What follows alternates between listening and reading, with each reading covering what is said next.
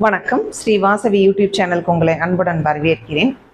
அதாவது நம்ம வாழ்க்கையில் இருக்கக்கூடிய அனைத்து விதமான பிரச்சனைகளுக்கும், அது பணப்பிரச்சனையாக இருந்தாலும் சரி, உடல் நலத்தில் இருக்கிற குறைபாடுகளாக இருந்தாலும் சரி, தொழிலில் நல்ல முன்னேற்றம் லாபமும் கிடைக்காம எந்த காரியம் எடுத்தாலும் அதில் நமக்கு தொடர்ந்து தடைகள் வருதுன்னா, நம்ம வழிபட வேண்டிய தெய்வம் பார்த்திங்கன்னா பைரவர்.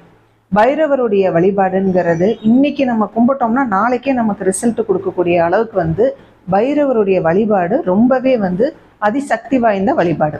அந்த வகையில வராகியம்மனுடைய வழிபாடும் அதே பஞ்சமி வராகியம்மனுக்கு உகந்த நாள், வளர்பிறையா இருந்தாலும் தேய்பிறையா இருந்தாலும் சரி.